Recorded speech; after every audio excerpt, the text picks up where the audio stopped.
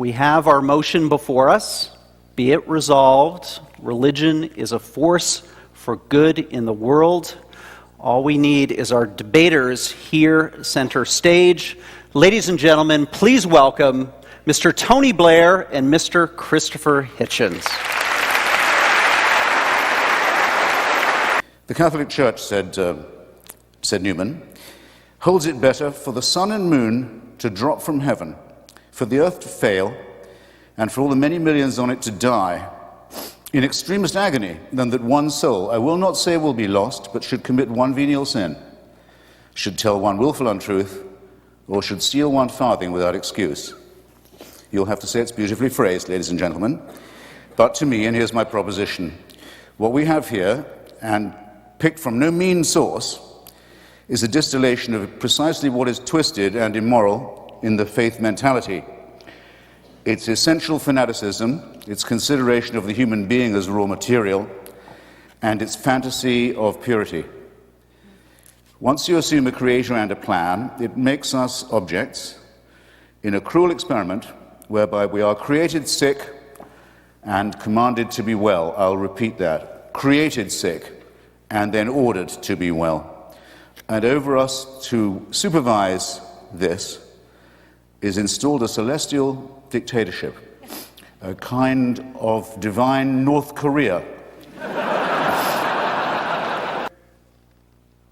I do not deny for a moment that religion can be a force for evil. But I claim that where it is based essentially on a perversion of faith. And I assert that at least religion can also be a force for good. And where it is, that it's true to what I believe is the essence of faith. And I say that a world without religious faith would be spiritually, morally, and emotionally diminished. So, I know very well that you can point, and quite rightly Christopher does, to examples of where people have used religion to do things that are terrible and that have made the world a worse place.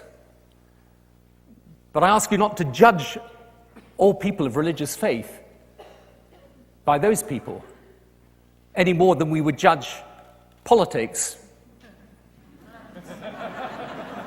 by bad politicians. Or, indeed, journalists by bad journalists. The question is, along with all the things that are wrong with religion, is there also something within it that helps the world to be better and people to do good? And I would submit there is. Thank you.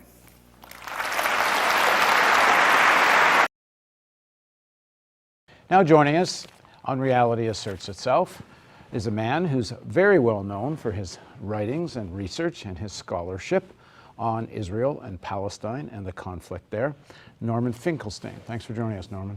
Thank you for having me. So Norman's one of the foremost scholars of Israeli-Palestinian conflict. He's written about a dozen books on many topics, including U.S. foreign policy towards Israel, the use and abuse of the history of the Holocaust, and Gandhi's philosophy of nonviolence. His controversial legacy as an academic was made into an award-winning documentary, American Radical, The Trials of Norman Finkelstein, and I just found out that Norman's actually never watched the film. Everybody was thrilled at the prospect of ridding themselves of these ideologues as if they had now been freed from shackles. So, as I said, it wasn't so much that I was wrong. It was, I had made a fool of myself because I would denounce everyone who disagreed with me as being a bourgeois and a petty bourgeois. I remember I had a friend, his name was Roy Friedman, and his father said to me once, Norman, before you get to China, there's going to be a McDonald's at the Great Wall. And I just laughed at him. In fact, he's right. He was right. But I was absolutely insufferable. Everything I dismissed with this all-knowing knowledge, you know, Marxism, Leninism was the science.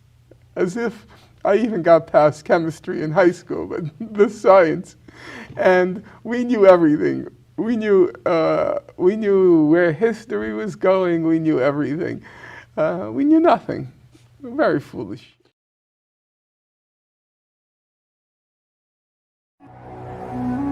Does God exist? Is religion a force for good or evil? Ladies and gentlemen, Professor Richard Dawkins. One of the most prolific thinkers of his generation, he shot to fame in the 1970s with his research into genetics, and his book, The Selfish Gene, transformed evolutionary biology. His most famous work, The God Delusion, sold millions of copies and has been translated into more than 30 languages.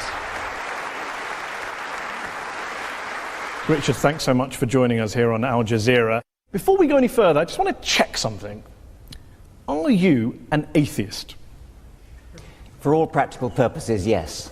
Nobody can actually say for certain that anything doesn't exist. But I'm an atheist in the same way as I'm an a-leprechaunist and an a-fairyist and an a-pink unicornist. So you're not 100% sure God doesn't exist, but you're sure enough to make it practically... I'm as sure as you are sure that fairies and leprechauns don't exist. And do you see an equivalence between the idea of God and the idea of a fairy and a leprechaun? The evidence for both is equally poor.